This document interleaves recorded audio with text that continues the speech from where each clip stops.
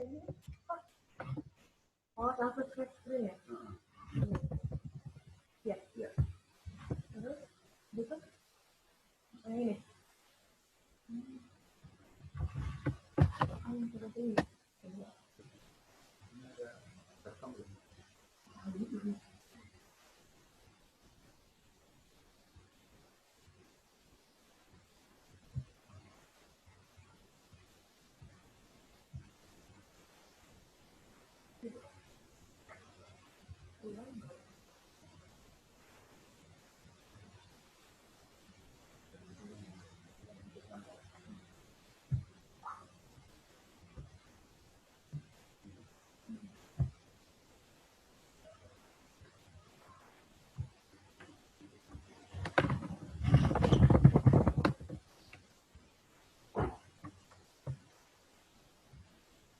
Baik, Assalamualaikum warahmatullahi wabarakatuh.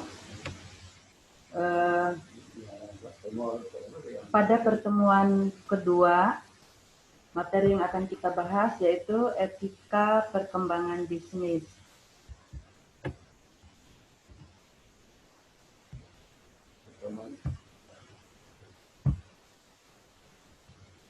Materi yang akan dibahas yaitu yang pertama teori etika deontologi, kemudian yang kedua teori etika teologi, tiga teori etika hak asasi, keempat teori keutamaan, 5 teori relatif, 6 prinsip pentingnya etika bisnis. Itu tadi materi yang akan kita bahas pada pertemuan kedua. Nah, teori etika deontologi adalah suatu tindakan baik bukan dinilai dan dibenarkan berdasarkan tujuan baik dari tindakan itu, melainkan tindakan bisnis akan dinilai baik oleh etika deontologi bukan karena tindakan itu mendatangkan akibat yang baik bagi pelakunya, melainkan karena tindakan itu sejalan dengan kewajiban si pelaku. Nah, itulah pengertian etika menurut teori deontologis.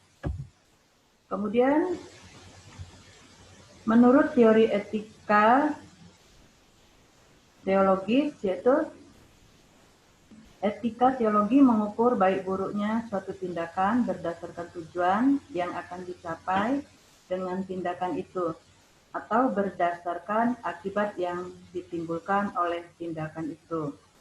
Suatu tindakan dinilai baik kalau bertujuan mencapai suatu tujuan.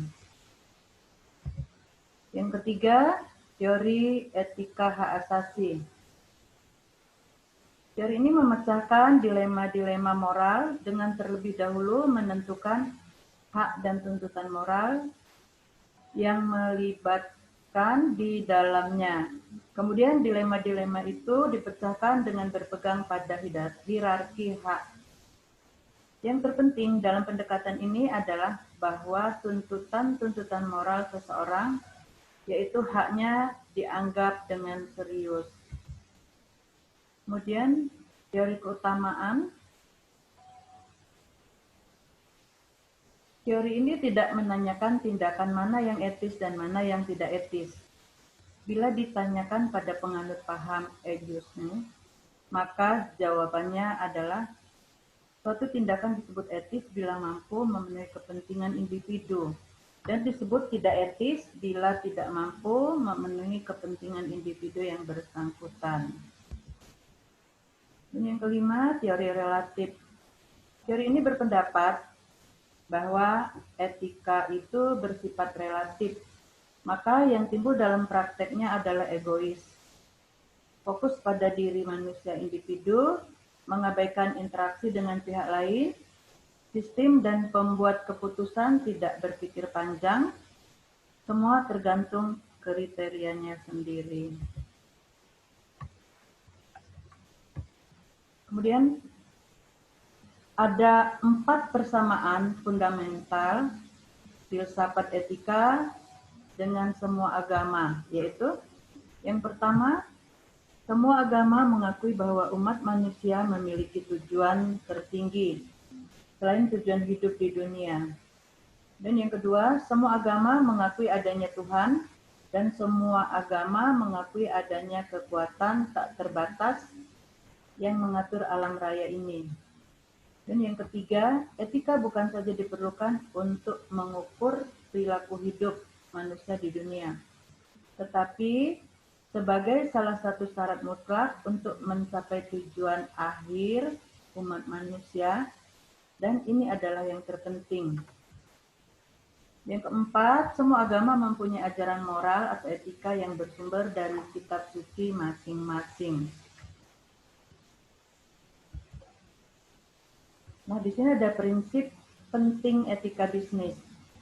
Yang pertama, menurut Batten, mengumumkan bahwa bisnis yang beretika itu perlu dipandang dari 3 sudut pandang, yaitu yang pertama sudut pandang ekonomi, yang kedua sudut pandang hukum, kemudian yang ketiga sudut pandang moral. Dilihat dari sudut pandang ekonomi, bisnis yang baik akan menghasilkan keuntungan tanpa merugikan orang lain. Dilihat dari sudut pandang hukum, bisnis yang baik tidak melanggar aturan-aturan hukum yang berlaku dan ditetapkan.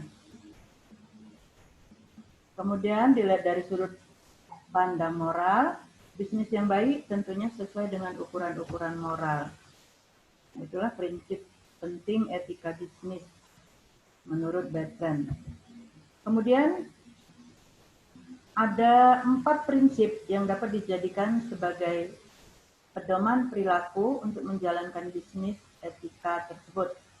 Hal ini dikemukakan oleh Tony Kraft, yaitu yang pertama prinsip kejujuran, yang kedua prinsip otonomi, yang ketiga prinsip keadilan, dan yang keempat prinsip integritas moral. Nah, sekarang apa tujuan etika dalam berbisnis?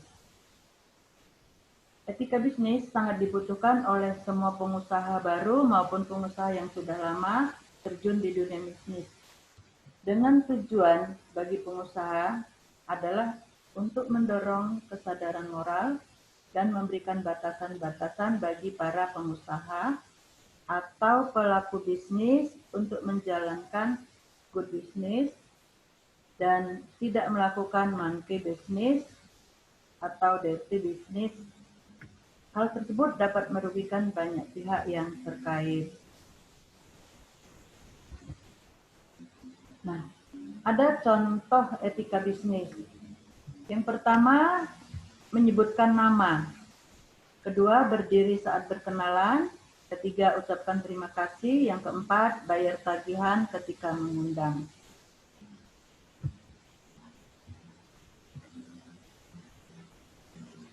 Manfaat etika dalam berbisnis. Yang pertama, pengendalian diri. Kemudian yang kedua, pengembangan jati diri. Yang ketiga, suasana persaingan sehat. Kemudian sikap saling percaya, kepentingan bersama, kenyamanan dalam berbisnis. Nah, itulah tadi materi pada pertemuan kedua. Saya akhiri dengan billahi taufiq wal hidayah. Wassalamualaikum warahmatullahi wabarakatuh. Sampai jumpa pada pertemuan berikutnya.